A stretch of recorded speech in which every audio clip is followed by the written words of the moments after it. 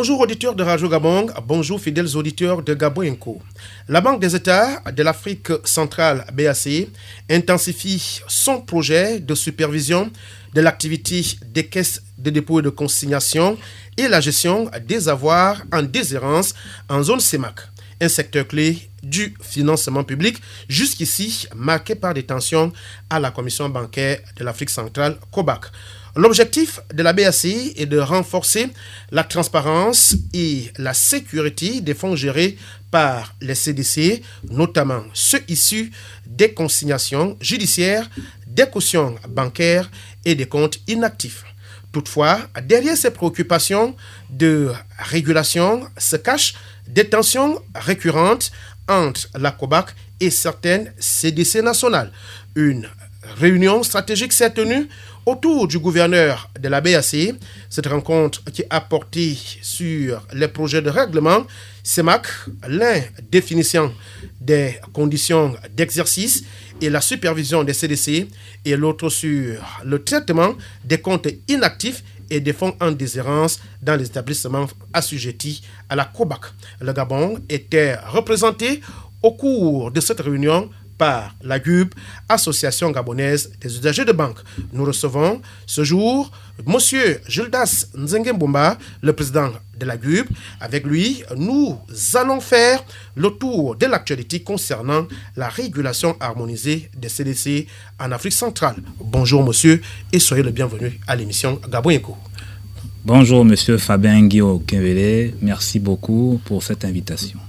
Pour conduire ce débat, Gérard Malekou. Bonjour Gérard. Bonjour Fabien, bonjour cher invité. Enfin, vous êtes déjà de la maison. Je suis Fabien Guillaume Kenvele. Bienvenue à tous.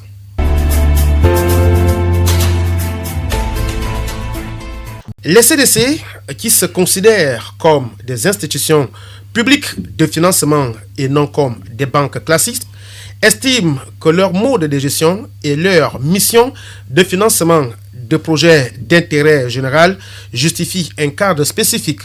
Or, la COBAC, en charge de la supervision du secteur bancaire en zone CEMAC, a toujours plaidé pour une plus grande régulation afin d'éviter toute dérive ou mauvaise gestion des fonds publics confiés au CDC. Alors, monsieur Gildas Nzengue, qu'entend-on d'abord par caisse de dépôt et de consignation? Merci beaucoup de me donner la parole. Avant de répondre à votre question, je tiens à adresser dans un premier temps toute ma gratitude aux plus hautes autorités de la Banque des États de l'Afrique centrale, en tête desquelles monsieur le gouverneur de la BAC, monsieur Yvan Sana-Bangui et son vice-gouverneur, ainsi que monsieur le secrétaire général de la Commission bancaire de l'Afrique centrale, monsieur Marcel Ondele et son vice-secrétaire adjoint, Madame Patricia Manon, pour nous avoir conviés à cette réunion de haut niveau en nous intégrant dans le groupe de travail chargé de formuler des propositions consensuelles pour la supervision des activités des caisses des dépôts et des consignations et la gestion des avoirs en déshérence dans la communauté monétaire de l'Afrique centrale. Aussi, je salue cette démarche qui est une démarche inclusive qui a voulu que ces travaux soient pris en compte, soient qu'intègrent toutes les parties prenantes, notamment les conseillers des ministres des Finances de la CEMAC, l'ensemble des présidents des APEC de la CEMAC et bien entendu les présidents d'associations des consommateurs des services bancaires et financiers, sans oublier les directeurs généraux des caisses des dépôts et consignations de la CEMAC. Alors, pour répondre à votre question, je dirais que la caisse des dépôts et des consignations, comme son nom l'indique, est un établissement public à caractère commercial et industriel. La caisse des dépôts et consignations du Gabon a été créée par une ordonnance du 12 janvier 2010. Et cette caisse des dépôts et consignations, cette ordonnance a été ratifiée par une loi en 2011. Dans cet ordre architectural juridique, cet arsenal juridique s'est poursuivi par un décret du 6 mai 2021 portant sur fixant les modalités de traitement des fonds en déshérence et leur transfert auprès de la Caisse des dépôts et des consignations. Donc la Caisse des dépôts et consignations est une institution financière publique avec conseil d'administration, conseil de surveillance, et c'est aussi un investisseur institutionnel qui peut investir sur le marché des capitaux, notamment le marché monétaire ou le marché financier. La Caisse des dépôts et consignations du Gabon est une caisse qui collecte les dépôts réglementés et qui aussi ouvre des comptes pour les établissements, pour les notaires. Voilà. Donc c'est ce que je pourrais dire à l'entame de cette présentation. Justement dans la même veine que Fabien, vous avez décrit un certain nombre de batteries, de mesures juridiques qui encadrent justement cette structure, mais vous ne nous avez pas fait ressortir, on va dire, le caractère préventif, quand je dis préventif, c'est par rapport à la gouvernance qui est, on va pas revenir là-dessus, hein, qui est un fléau au niveau de nos pays, notamment ceux de la sous-région. Tout à fait, nous avons nos habitudes, on va les appeler comme ça, et c'est justement pour prévenir contre les risques liés à la gestion des fonds en déshérence et pour préserver la stabilité financière de la sous-région que le gendarme des activités bancaires, qui est la Commission bancaire de l'Afrique centrale, la COBAC, a souhaité mettre en place un projet de règlement portant supervision des activités des caisses des dépôts et des consignations et un autre projet portant sur la gestion des fonds en déshérence dans les pays de la zone CEMAC qui ont des caisses de dépôt et consignation, parce qu'il faut dire que ce n'est pas tous les pays, les 6 pays membres de la CEMAC qui ont des caisses de dépôt et consignation. Pour l'instant, nous avons la caisse des dépôts et consignation du Gabon créée en 2010.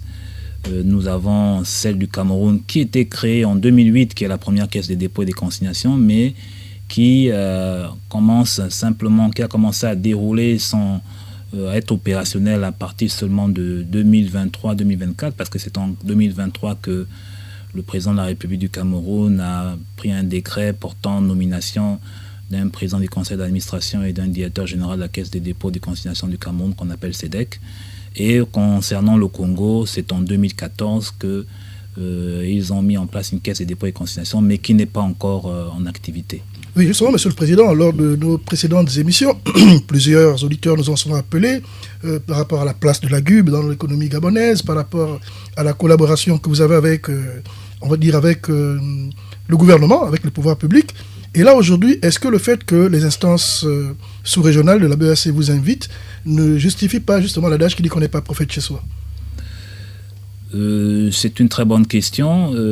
Cette invitation du gouverneur de la Banque centrale, il faut le dire, ce n'est pas la première, puisque nous avons déjà assisté à Yaoundé aux services centraux de la Banque centrale, donc la Banque des États de l'Afrique centrale, à 3 réunions présidées par le gouverneur de la Banque centrale lui-même et par le vice-gouverneur de la Banque centrale, avec l'ensemble des autorités monétaire de notre pays.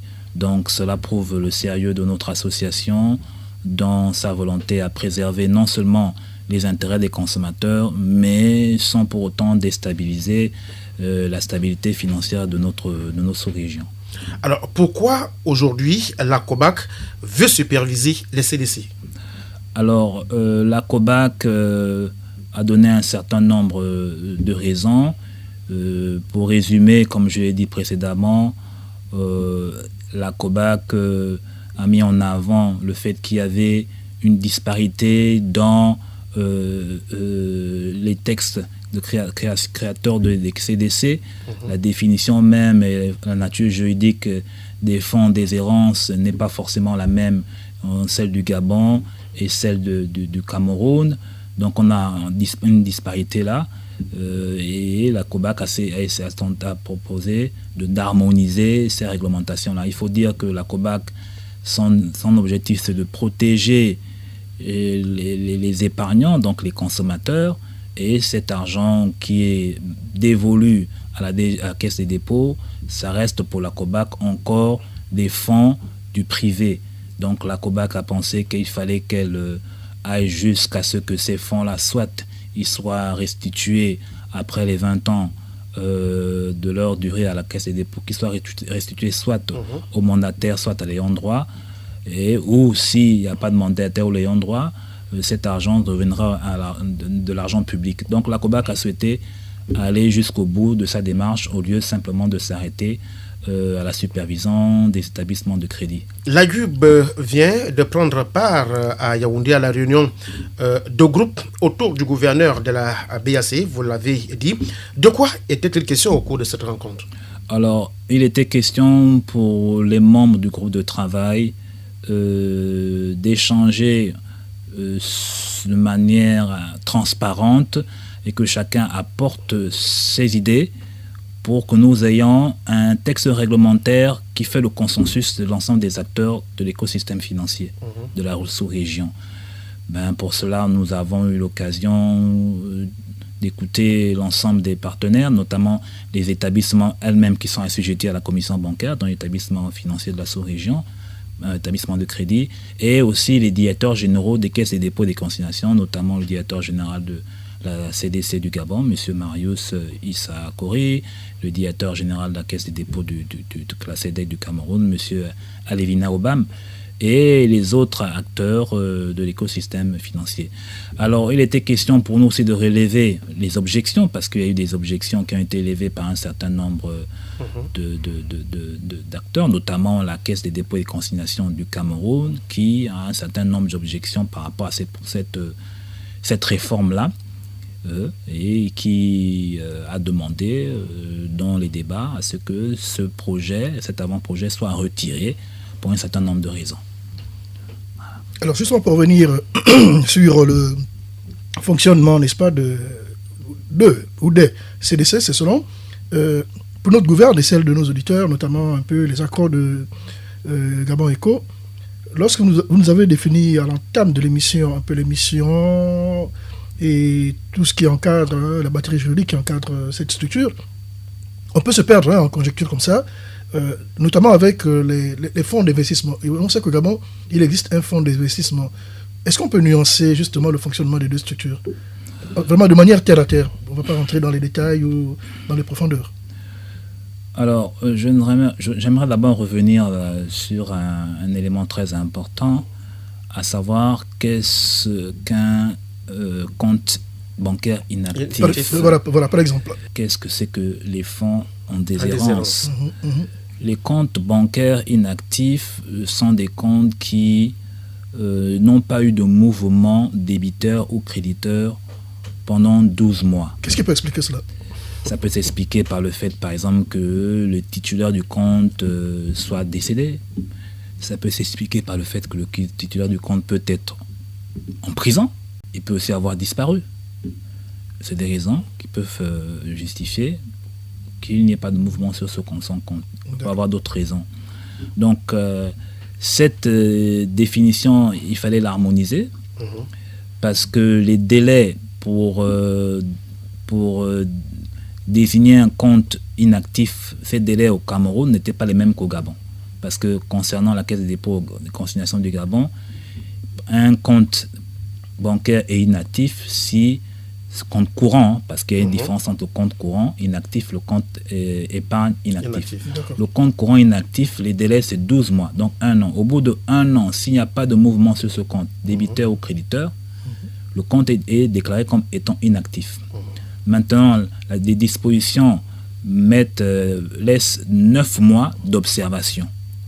Mais le hic dans ça, c'est que dans ces textes-là, la banque n'avait pas l'obligation de rechercher le titulaire du compte. D'accord. Il y avait une forme de liberté quand même. Voilà. La banque pouvait si vous ne venez pas mouvementer le compte, la banque elle pouvait utiliser cet argent et faire ses placements et avoir des bénéfices sans rechercher le titulaire du compte, sans mandataire ou ses ayants droit.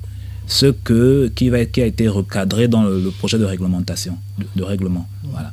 Et aussi, à côté, nous avons les comptes épargne. Les comptes épargne est déclaré comme étant un compte inactif Si ce compte n'a pas de mouvement débiteur ou créditeur au bout de 36 mois, donc 3 ans. 3 ans, il faut rajouter à cela 7 ans d'observation, 7 ans où l'établissement de crédit doit chercher le titulaire du compte, son mandataire ou ses ayants droit. Les deux définitions nous amènent à 10 ans pour le compte courant, 10 ans. 10 ans après, ce compte devient compte dont les fonds sont en déshérence. Donc c'est seulement après 10 ans que les établissements de crédit, donc les banques et même les établissements de microfinance, ont l'obligation de transférer cet argent-là aux caisses des dépôts et des consignations. Maintenant, les débats que nous avons eus lors de ces séances-là, c'était à savoir, à travers les objections de la CEDEC du Cameroun, ces fonds, qui considèrent ces fonds comme étant des fonds publics, alors qu'un certain nombre d'acteurs assis à la réunion considéraient ces fonds-là comme étant encore des fonds privés. Et comment est-ce que, par exemple, un tiers peut réussir peut-être à retirer ces fonds si c'est constaté, ou bien peut-être 10 ans après? Est-ce qu'aujourd'hui, les établissements bancaires peuvent chercher le propriétaire du compte? C'est justement l'objet de la réforme. Dans la réforme, il est bien indiqué que les banques auront l'obligation de rechercher le titulaire du compte. Il faut également signifier que les fonds en déshérence ici, dans ce projet de règlement, concernent que les fonds des établissements bancaires et microfinances. Sauf qu'il y a également les fonds en déshérence dans les compagnies d'assurance.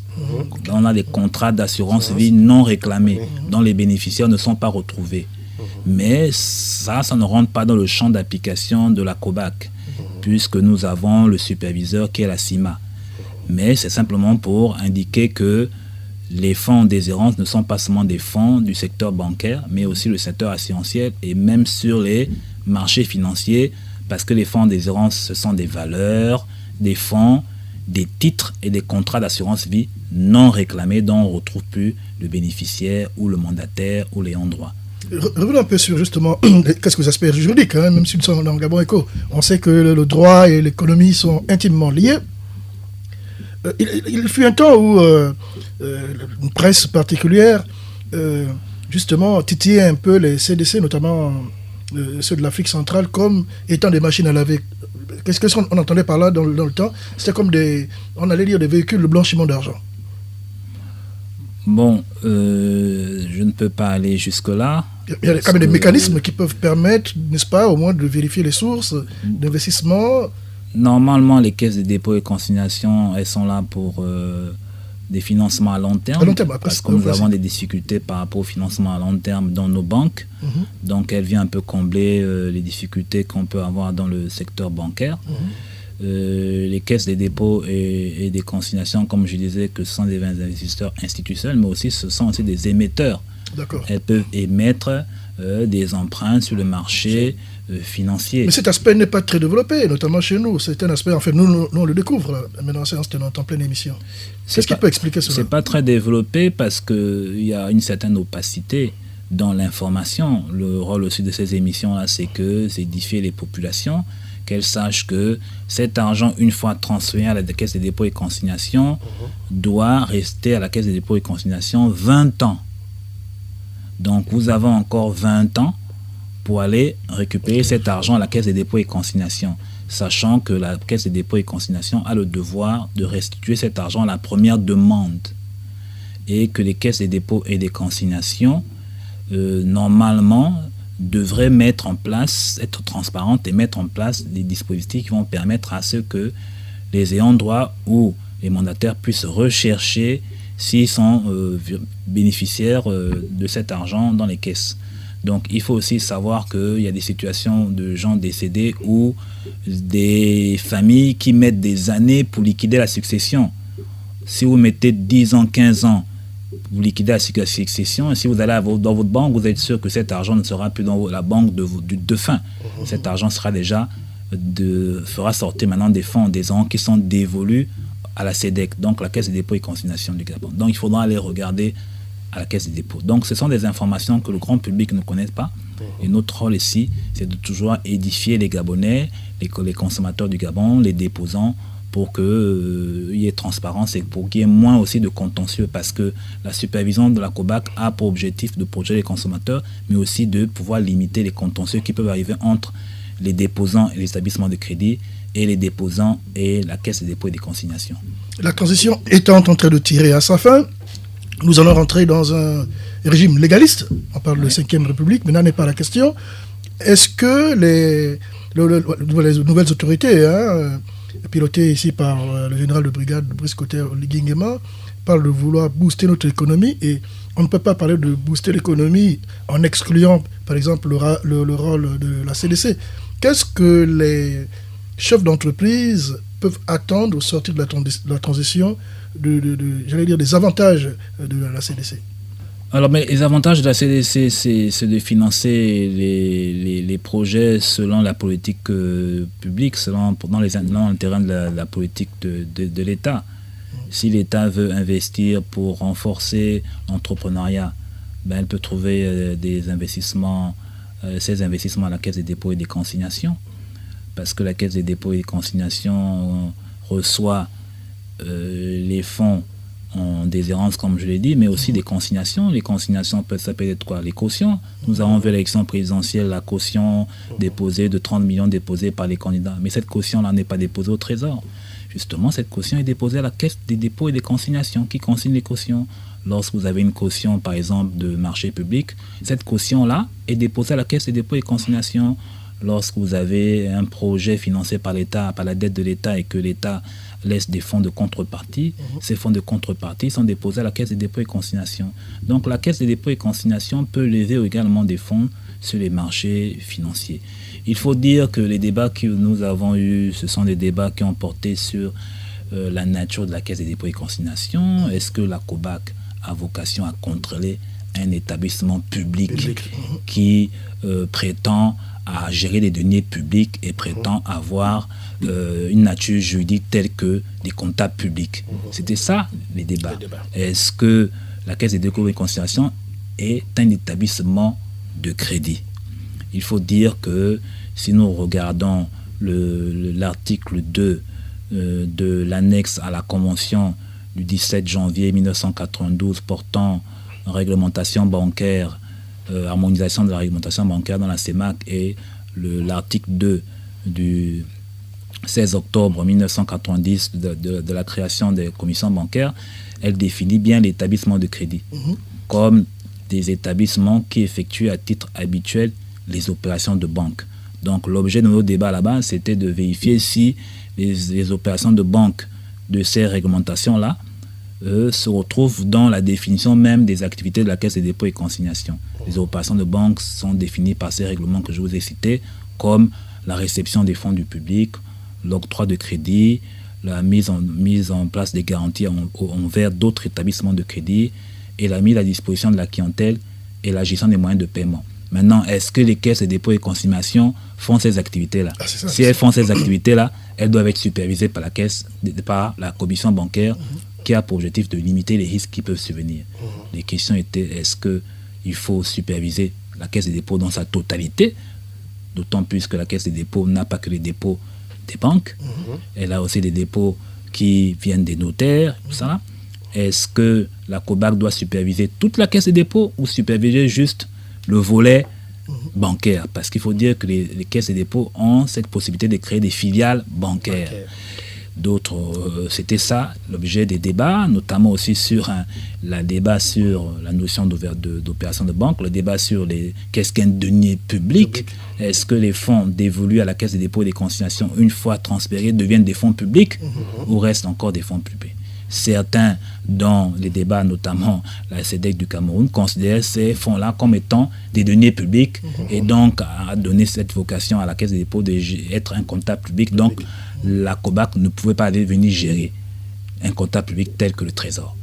Et aussi, d'autres ont révélé le fait que la Caisse des dépôts et consignations est gérée, est nommée. Le DG est nommé par le président de la République.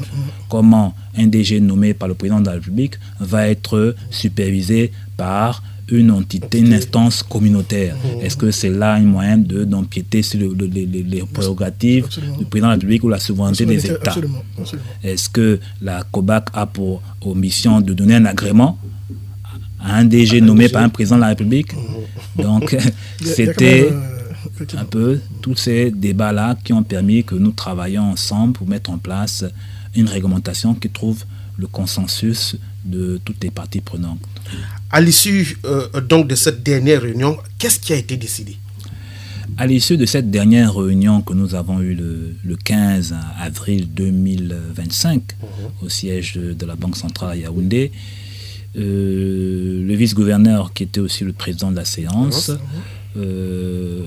a prescrit que ce projet de règlement, il y en a deux, vont être présentés premièrement à la commission bancaire elle-même qui siège, et ensuite elle devra être remontée auprès du conseil d'administration de la Banque des États de l'Afrique centrale pour être aussi analysée, et par la fin être présentée au comité ministériel de l'UMAC, qui est le comité ministériel de l'Union monétaire d'Afrique centrale, présidé par, c'est un conseil des ministres des Finances, dont l'un des ministres des Finances de la CEMAC est président, pour accepter le règlement, le valider, ou bien le reporter ou quasi ou totalement le rejeter. Donc c'est ça ce qui a été décidé à la dernière réunion. C'est vrai que le temps qui nous est imparti va tellement vite, mais nous voulons revenir sur un cas pratique peut-être que vous ne savez pas. Le directeur général de la CNSS, de la Caisse nationale de sécurité sociale, a été interviewé par un confrère il n'y a pas longtemps. Et lors des dernières enquêtes, justement, ou des dernières opérations de la dite caisse, il a été constaté qu'il y avait pour plus l'équivalent d'1 milliard de francs CFA dont les titulaires n'ont point revendiqué, justement. Alors, le confrère de poser la question au directeur général de savoir qu'est-ce qu'ils ont fait de cet argent. Le DG de la CNSS a dit que cet argent était reparti dans les caisses de cette institution, de cette structure. Vous, en tant qu'expert un peu dans le domaine, nous, on a essayé d'écouter d'autres personnes, mais on va avoir votre avis. Il y en a qui pensent, ou qui pensaient du moins, que cet argent devait être plutôt mis à la disposition de la CDC pour avoir déjà non seulement plus on va dire plus de visibilité et puis avoir une meilleure gouvernance. Quel est l'avis de l'expert que vous êtes? Alors c'est une bonne question, mais dont je n'ai pas les tenants et les aboutissants. Je préfère ne pas vous avancer. Ne pas avancer sur une problématique dont je n'ai pas les tenants et les aboutissants et la maîtrise. Merci. D'accord. C'était juste avoir votre avis parce que, bon, de prime abord, lorsqu'on parle quand même de l'équivalent d'1 milliard de francs non perçus par des pseudo-bénéficiaires qui ne se présenteraient pas. Bon, encore là, quand on l'a écouté, il parlait plutôt d'une espèce de gang, d'une espèce d'organisation interne, et dont justement le DG n'a pas voulu rentrer dans les détails, mais en parlant d'une enquête qui allait être menée au sein de la CNSS pour savoir justement quelles sont les personnes qui étaient impliquées dans cette nébuleuse. Nous allons poursuivre avec le débat du jour. Alors justement, au niveau des CDC de l'Afrique centrale, est-ce qu'il est prévu une forme de collaboration, une forme de dynamique entre les différents CDC pour effectivement évoluer, parce qu'on vit dans le même environnement, dans le même microcosme économique? Tout à fait. Il y a déjà des événements où les CDC du monde se retrouvent. D'accord. L'année dernière, il y a eu un événement où toutes les caisses de dépôt et des consignations du monde ont eu justement à échanger, à avoir des débats, des thématiques ici à Libreville au Gabon. Voilà. Maintenant, pour que ça se passe dans la CEMAC, nous pensons en tant qu'association des consommateurs, il faut le dire que nous soutenons la vision de la commission bancaire qui a pour objectif de renforcer, de sécuriser ces dépôts-là, qui pour nous restent encore des dépôts des épargnants, qui ne sont pas encore des deniers publics. Et surtout communiquer aussi, parce qu'avec vous aujourd'hui, on a découvert pas mal de choses. Voilà. Donc, certains ont mis en avant comme argument que les caisses de dépôt et consignation de France, d'Italie, de Belgique ne sont pas supervisés par un organe communautaire. Mais qu'ils sont supervisés par un organe national. Par exemple, en France, nous avons une autorité qui supervise les activités bancaires et assurantielles qu'on appelle l'ACPR, qui est l'autorité de contrôle prudentiel et de résolution, adossée à la Banque de France, qui supervise, elle, les activités du secteur bancaire et assurantiel. Mais non, au pays de l'Afrique centrale, nous n'avons pas une autorité nationale qui supervise l'activité bancaire ou assurantielle. Nous avons des instances communautaires. Donc, cet argument, disant qu'il faudrait qu'on ait une instance communautaire nationale pour pouvoir superviser, bon, nous pensons que nos États ne sont pas encore comme ces pays-là développés. La Caisse des dépôts de France, elle existe depuis 1816. C'est la première caisse des dépôts dans le monde et ils ont déjà pris une certaine expérience. Nous, pour mieux sécuriser ces fonds, nous avons appuyé justement lors de ces débats la vision de la COBAC de superviser ces fonds-là. Il faut dire que nous avons proposé pour nous en tant que représentants des déposants, des consommateurs du Gabon, nous avons proposé une supervision totale des activités de la Caisse des dépôts. Il y a ceux qui ont proposé une supervision partielle, superviser simplement les activités bancaires. Pourquoi la supervision totale? Parce que comme la Caisse des dépôts va sur les marchés financiers, nous n'avons pas voulu que les risques sur les marchés financiers viennent contaminer le secteur bancaire qui est géré par la Caisse des dépôts et de consignation dans ses filiales. Donc pour mieux protéger les caisses de dépôt et de consignation de la CEMAC, nous avons pensé que la COBAC pouvait tout superviser.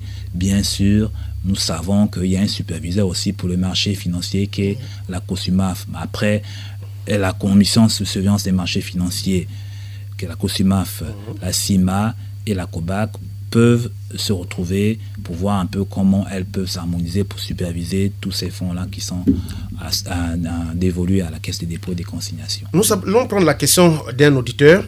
Afin de répondre aux attentes nationales, la vocation de CDC est de contribuer au développement économique national, mais aussi de mobiliser et sécuriser le financement. Il veut bien comprendre, sinon beaucoup d'auditeurs se posent la même question, d'où viennent les fonds de la CDC? Mais les fonds de la CDC, comme je l'ai dit, si on se base simplement, moi je ne travaille pas à la CDC, mais je peux essayer de donner quelques pistes, notamment les fonds de la CDC sont des commissions, par exemple, on parle de caisse de dépôt. Dépôt, bien des dépôts réglementés. Les dépôts réglementés sont des dépôts qui font partie des fonds en déshérence dévolus à la Caisse des dépôts, comme je l'ai dit, les comptes bancaires inactifs qui sont devenus en déshérence, les comptes des compagnies d'assurance dans les contrats d'assurance vie dont les bénéficiaires sont recherchés, qui deviennent maintenant des fonds en déshérence, qui sont dévolus donc à la Caisse des dépôts. Nous avons des titres qui peuvent être des titres actions ou obligations dont les détenteurs, les bénéficiaires ne sont plus retrouvés. Donc tous ces fonds-là doivent être dévolus à la Caisse des dépôts et consignations. Il y a également les consignations. Les consignations, c'est comme je l'ai dit, il va y avoir les consignations judiciaires, les consignations administratives. Les consignations judiciaires peut être par exemple un montant de condamnation qu'on vous a donné, vous devez payer, vous devez déployer ça à la Caisse des dépôts et consignations. Voilà, un peu les fonds de la Caisse des dépôts et consignations. Mais il faut aussi dire que la Caisse des dépôts et consignations a un montant qui est dévolu de fonctionnement. Je pense qu'il y en a à peu près 10 milliards que l'État a mis à disposition de la Caisse des dépôts et consignations pour son fonctionnement. C'est un établissement à gestion autonome, financière autonome.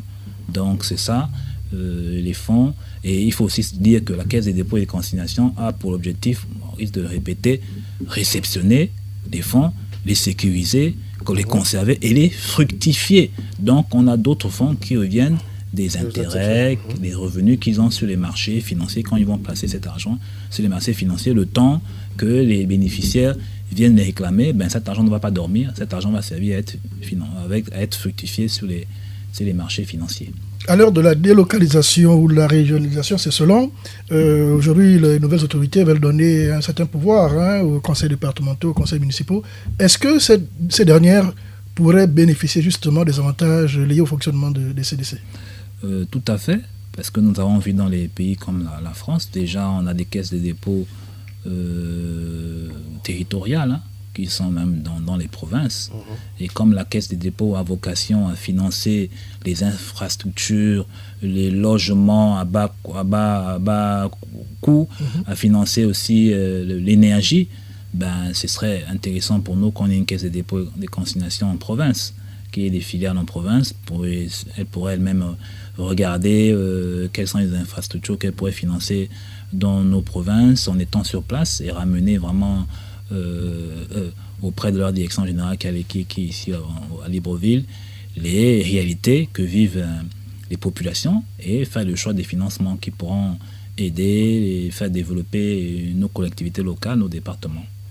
Alors, pour votre mot de la fin et pour justement mettre un terme à ce rendez-vous, dites-nous encore quel était le rôle de la GUB au cours de cette réunion de haut niveau. Et est-ce que vous avez été satisfait justement de ces échanges?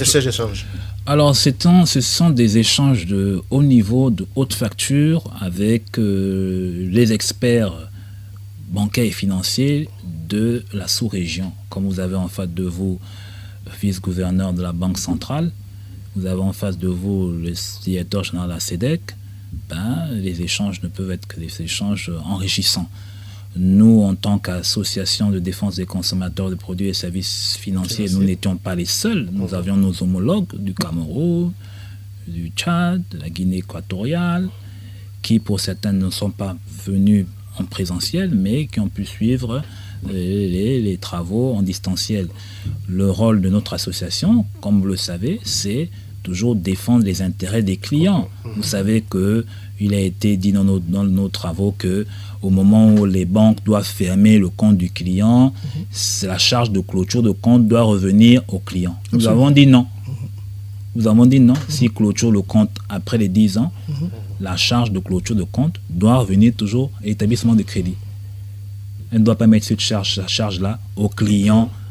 Donc vous voyez un peu ce qu'on a pu apporter en défendant les clients, en disant non, vous n'allez pas prendre cette frais de clôture de compte sur la tête du client. Et nous avons également fait la proposition pour les caisses des dépôts et consignations dans leur réforme de laisser un siège, de permettre d'avoir un siège pour les associations des consommateurs, conformément aux dispositions des Nations Unies qui dit que les associations des consommateurs ont un droit de représentativité dans les institutions étatiques ou dans lesquelles sont prises des décisions qui vont impacter directement aux consommateurs. C'est une disposition des Nations Unies.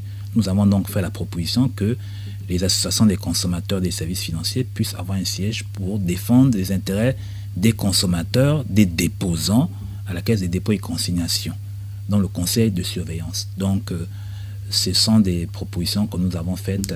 Bonne nouvelle pour les investisseurs. Voilà. Merci encore, merci à vous. Vers la régulation harmonisée des CDC en Afrique centrale, le sujet était justement au cœur de l'émission Gabon Eco de ce jour.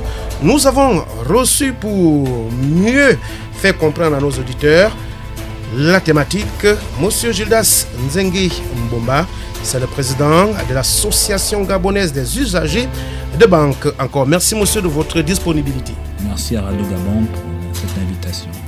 À la prise de son, Prince Herman Osunga, Wilfried Nzo Ontutum. Vous pouvez désormais retrouver l'émission Gabon Eco sur la page YouTube de Radio Gabon. Et c'est le travail d'Abdoul Razak Bouassa, Gérard Malekou et moi Fabien Guy Okembele. Nous vous disons merci et à bientôt.